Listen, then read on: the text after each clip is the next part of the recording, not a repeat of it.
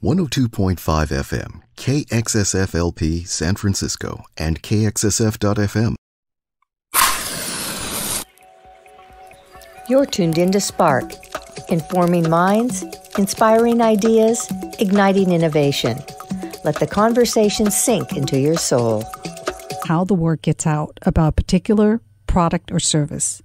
Now the direction of marketing on social media has evolved into influencer marketing, which is where the perception of the trusted advisor or celebrity can drive or influence behavior among its followers and fans.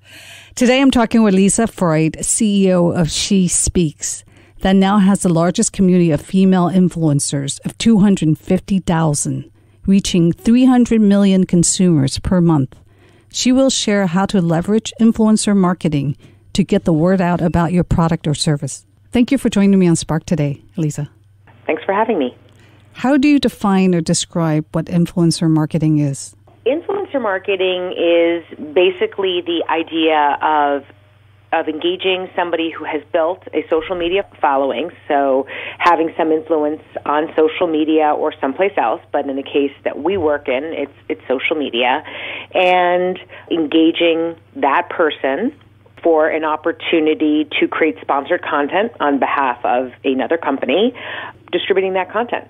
Basically, like a lot of other forms of marketing, it's a way to tap into an influencer, and we think of influencers as people who have built media, have a media network, so to speak. They've built a following and an audience, and we are tapping into that to create awareness for a brand or a company.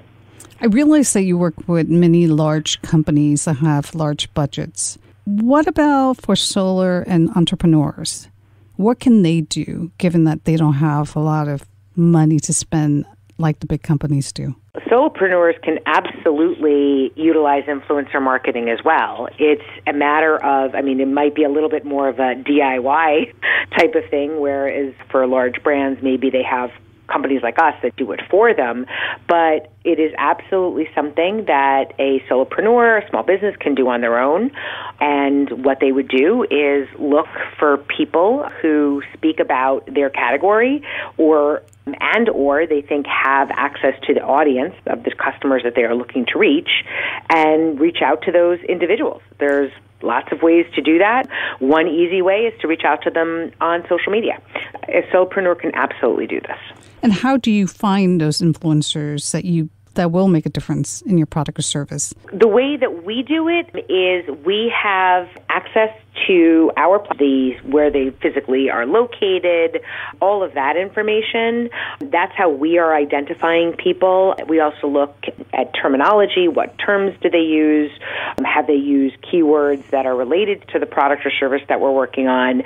But quite frankly, you don't need a platform like ours to do that if as a solopreneur, and just start searching around for people who are using a hashtag that is relevant to your category and see who they are and what they're talking about. And then if you're interested in them, take a look at their profile, take a look at how many followers do they have, and importantly, how many people typically are commenting and liking their content, because that's ultimately the engagement rate, right? What type of engagement rate do they have? Do they have a decent engagement rate? And then you can reach out to those individuals. As I said, you can direct message them. So in the case of Instagram, there's lots of ways. Usually people who are influencers who are doing sponsored content will have a way that you can reach out to them in their bio, or you direct message them. It sounds like you really need to know who is really in and who you think reaches an audience. I'll give you an example. Let's say you're a startup beauty brand, right? You have a product that you have developed, you want to get it out there. What you can do is search for keywords, hashtag that relate to your product, see who's already talking about it, and do you like their content? Do you like what they're doing? Do you like the way they speak to their audience? Do you believe that the look and feel has to be the same as yours, or do you think it can be tweaked? I think the look and feel does not have to be exactly like yours. The reason I mention look and feel is because you want to make sure that you think that the content is the type of content that you like. There are many different types of content out there, right? And the tone in terms of how people speak to their audience also matters. Look at that. Look at how do they speak to their audience, the way they speak to their audience. Is it consistent, genuine, authentic connection? Like when they post, do you believe their posts? Right? As someone who's reading them, do you believe that this influencer truly cares about conveying that message to their audience? And if that tone is correct for you and it seems consistent with how you would want to have your target audience spoken to, that you can check that box. And then in terms of the content that I was saying before about the type of content, see if the type of content they're creating is at the level in terms of quality that you're looking for, and also the type of content you're looking for. If someone is doing just illustrations, let's say, there are a whole lot of accounts out there, influencer accounts, that might just use images and illustrations, and you might be looking for a video or created a video, and you really want a video. You may not want to start with that influencer because they have zero track record in creating effective videos that are going to engage their audience. That's a really good point, because Reels have become really big on Instagram.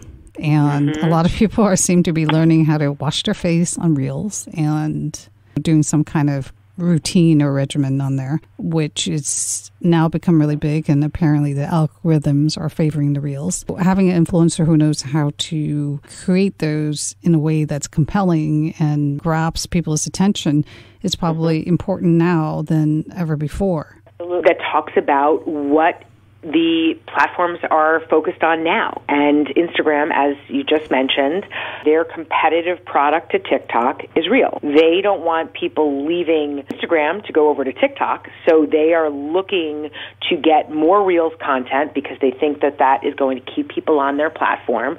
Highlighting that content, they are giving it more weight in the algorithm. If you're an influencer and you're creating content, you want to start creating some content on Reels, potentially going viral, getting beyond your audience. Well, what's also interesting is an influencer on TikTok is going to be very different from an influencer on Instagram. You definitely see Instagrammers who have figured out the TikTok content. They've had some time to do that. The pandemic has the appetite. They can create good content cross-platforms. If you think about media companies, right? And I mentioned earlier that we think of influence. TikTok is one of those places. You're going to learn how to use TikTok, figure out how to build an audience there, as well as bring some of your Instagram audience over to your TikTok. In a Reel today, you can just post an image, whereas with TikTok, you constantly have to be on every day. Certainly, there's differences in terms of how you have. Because as a solopreneur, it's not as if you have a lot of budget to be throwing money at. Right. So that's a $100,000 question. There are definitely influencers, nano influencers, so people who probably have less than 5,000 followers, and then some micro influencers who will exchange posts for your product or service. But that is not necessarily a standard rule. So we work with a lot of micro-influencers who absolutely would not do that. They charge. They are more reasonable, obviously, in terms of what they charge than somebody who has hundreds of thousands or millions of followers. But there is going to be some fee to work with even micro-influencers. How do you know what's reasonable in